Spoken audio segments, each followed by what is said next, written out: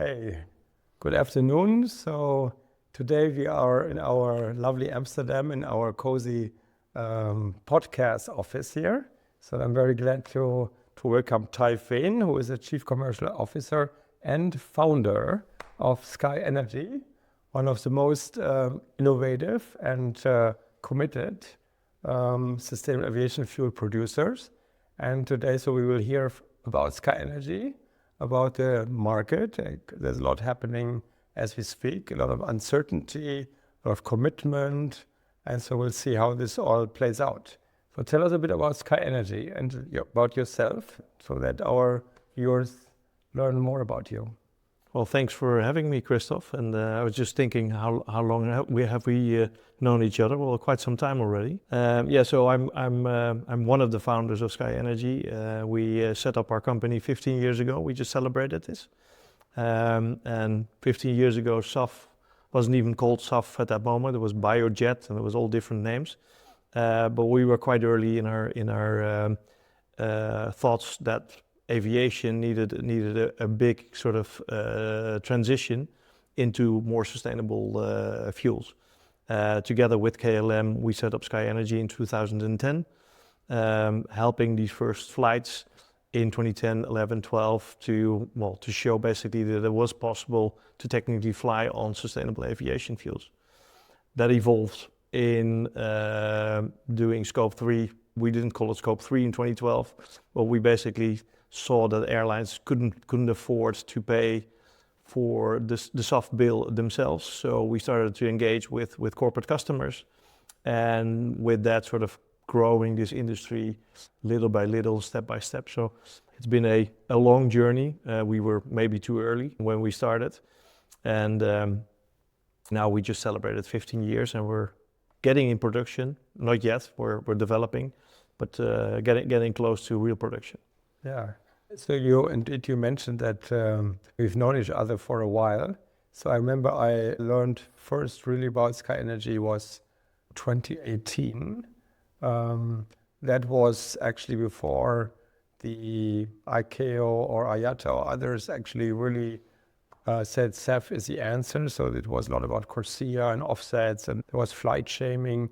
And I felt actually SkyNRG was different, as it was not like a chemical producer who started from the chemistry, but felt like half kind of a mix of an NGO and an industrial. Yeah. So tell us a little bit more. So how did SkyNRG come about, and when was an inflection point? So could you say that there was a moment when you changed course and then scaled or became bigger, or? Yeah, I mean, you're right, and we've always been sort of a strange species in this industry, and especially, the whole industry didn't exist in 2010, 2011. We were we called ourselves market makers, storytellers, telling the story to airlines, airports, corporates, that this can be in a more sustainable way done, the whole aviation industry. Most important is do it in a sustainable way. So that's where the NGO feel comes from.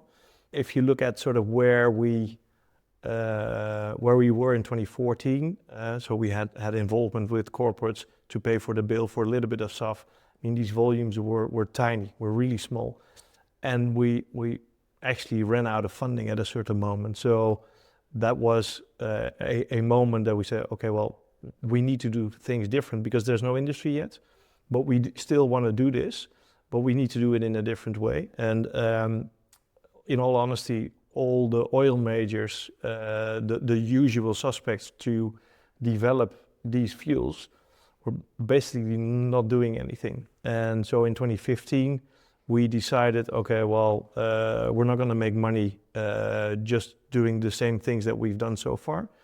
So let's do a bold move and let's see if we can develop our own refinery, our own facility. And that was bold because coming from a NGO kind of or marketeer kind of organization to, okay, let's develop a hundreds of millions facility that does work with molecules and actually sort of goes into production.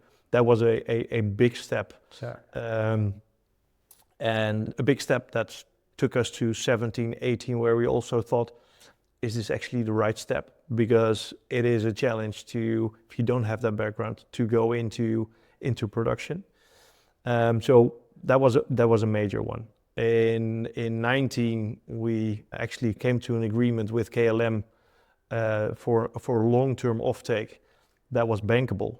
And so that was for us the next step in proving that this concept could work, that we could build a refinery with a backing of an airline for the long term, so 15 years, which made it bankable. So project finance in place for these big assets, you need project finance to make it affordable.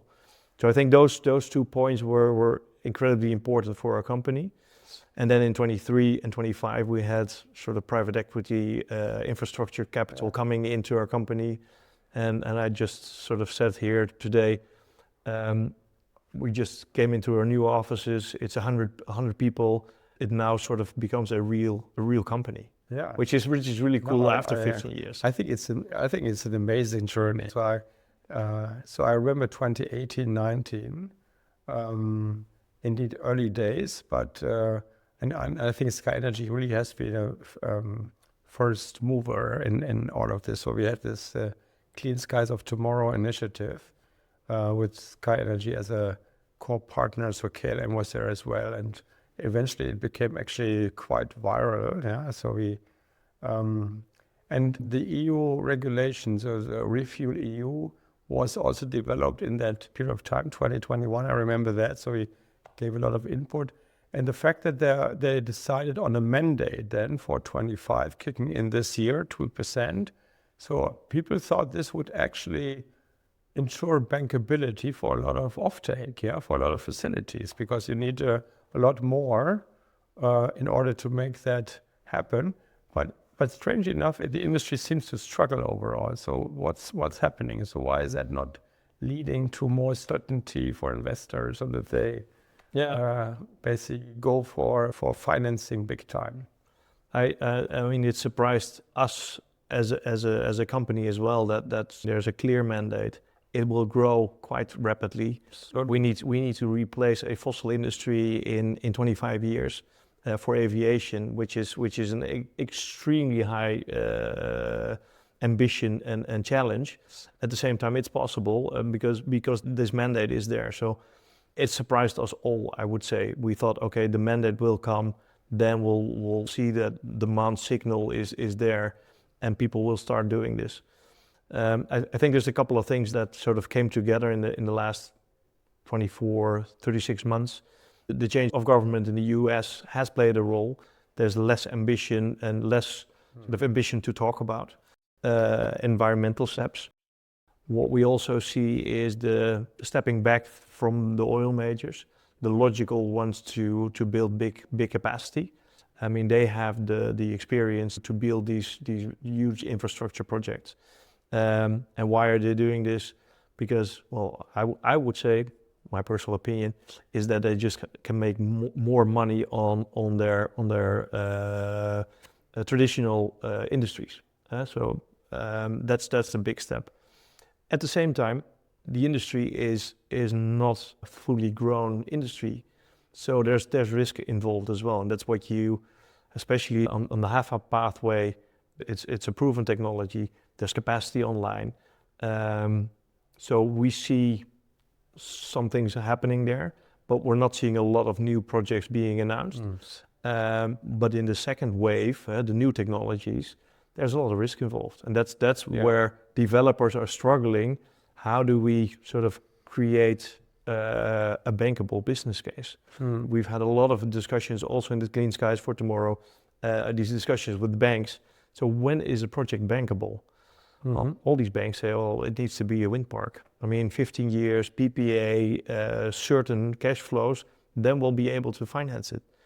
And we're not there yet. And so that's the struggle that I see. So it's amazing. I mean, because you would think the mandate should give certainty, but it feels as an industry there's a kind of a valley of death that needs to be bridged. And so the Commission has become active. So I mean, the good thing is the Commission seems to stand by the regulation. Yeah. So they came lately with this STIP, the Sustainable Transport Investment Plan, with more support, financial support to plans overall, but also there's a sub-quota by 2030, 2% for e-SAF. So do you think this is will give a boost? Well, I do hope so, and I think the steps that the industry, as all these working groups, we've been involved, and the industry really got together, and I think it's incredibly brave from the Commission to say, okay, we're standing by these mandates. I mean, you don't want to have a mandate sort of announced and then failing. So that's why they're becoming really active, because the e-SAF mandate is kicking in 2030. It's 1.2%, 600,000 tons for Europe. That's a challenge. And we're in an e-SAF project in the north of Sweden, developing, seeing the challenges that all the developers have. We haven't taken FID yet, but nobody has. So where is this 600,000 tons coming from? It's not there yet. So we need the Commission to step up, and so the STIP is, I think, a great sort of initiative for a double-sided auction. Get sort of support on these first of its kind projects. There's a lot of risk involved, but we need these first successes. Yeah. And so I'm quite enthusiastic about the STIP, and we are, and we see that it will benefit these first projects. 2030 is quite close by. These projects are billion investments, but if we show now that we can take FID, we as an industry, on these difficult projects, then we might sort of see a delay in a bit. But we need to show that we can do this. When you mentioned the role of KLM at the early days, so I think the fact that KLM took a leap of faith at a moment when there was no regulation, so there was no push other than from the environment, but not from politics. Now you have a mandate, and in addition to that, so if you follow the volume, I think there's even more currently, more than the 2% comes in as voluntary commitments by corporates. And you said at the beginning, you worked with the corporates since 2012, so you've seen this grow. So corporates seem to be also like e-SAF, because obviously it's a much cleaner, in a way, from an environmental perspective. Is a much more straightforward technology. It's not at the maturity stage, so it needs a push in order to get to the TRL out of the demo plan stage. So what role does the voluntary commitments play in taking the industry forward? Yeah, so on my personal opinion on the corporate involvement, the voluntary corporate involvement is in a couple of ways. It's what we see developers need is long-term commitments. And so in 2018, we did a program for our Delft-Cell facility, a HEFA project, and we had commitments from 10, 12 big corporations for 5 to 10 year commitments for Scope 3 offtakes, which sort of helped to build the business case for bankability, which was incredibly helpful. And companies like Bank of America said, okay, we'll do this. And so that supported us, but also sort of gave comfort to the other off-takers, and the ball started rolling. That's been incredibly helpful. Looking at e-SAF is so much more expensive.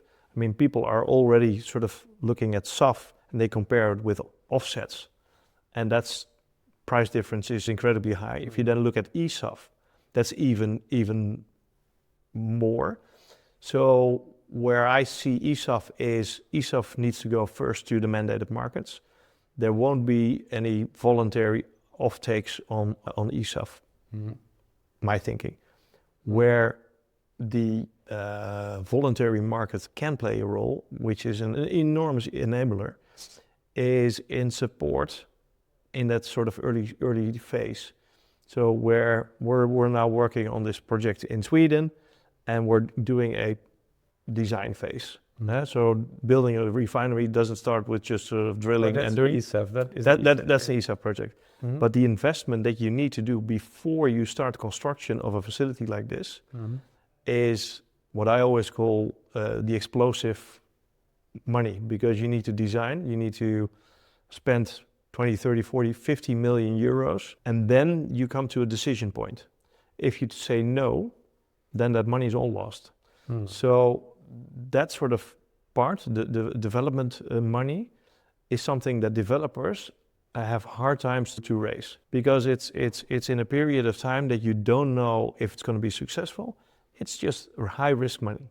Yeah. Where we've seen so far, and that's what's happening today, is where the bigger companies say, okay, well, we can play a role. We'll do a small offtake, and we support in the development funding.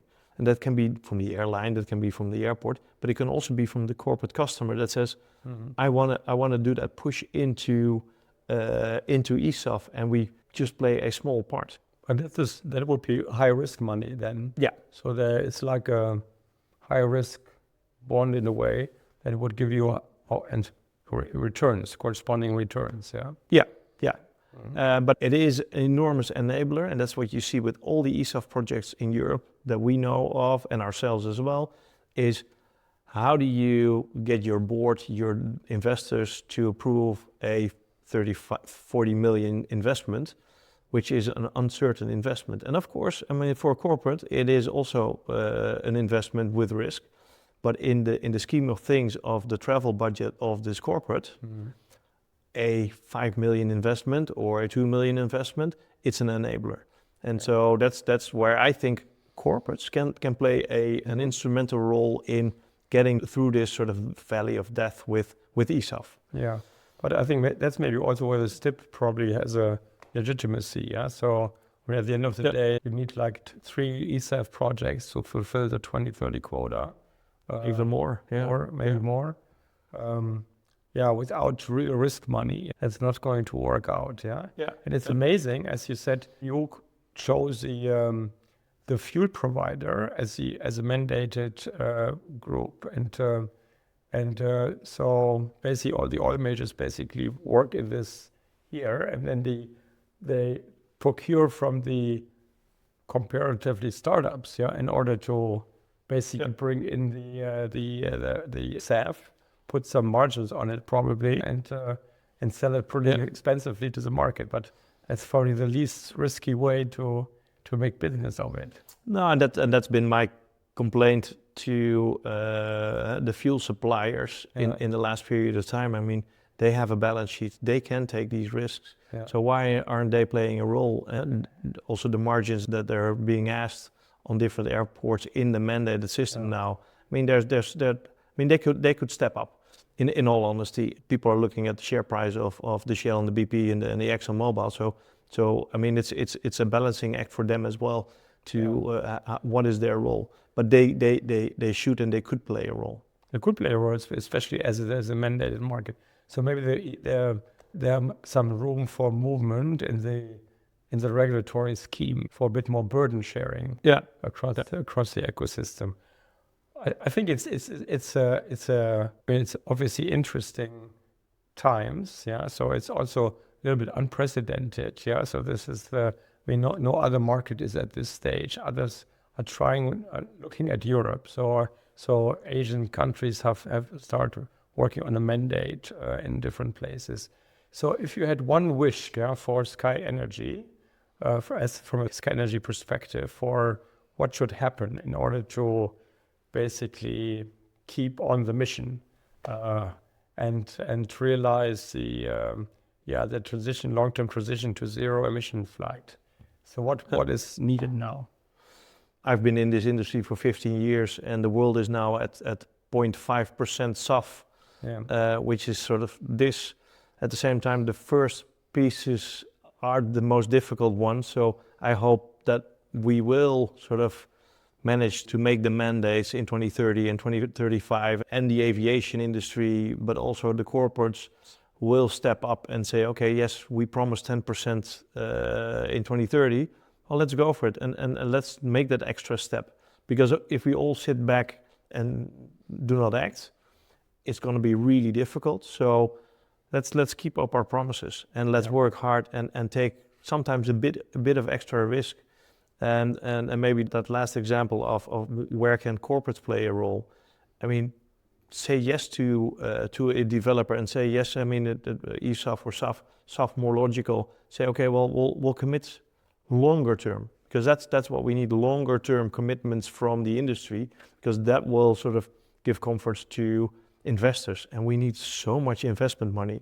So that's what the industry needs. Yeah, no, I think so too. I think it's great to hear that you guys who in a way pioneered this. Yeah, I mean you're keeping on the mission, but I think it is important. It's great that the Commission stays with it, but it's important to stay with it, because otherwise, when it gets tough, you see the first hesitant scale back, then investors may lose confidence. So it's important to stay on it, and to keep moving. Absolutely. Thanks for your time. Well, and good luck for all of that. Yeah, thanks. Thank you. Thank you. Thank you.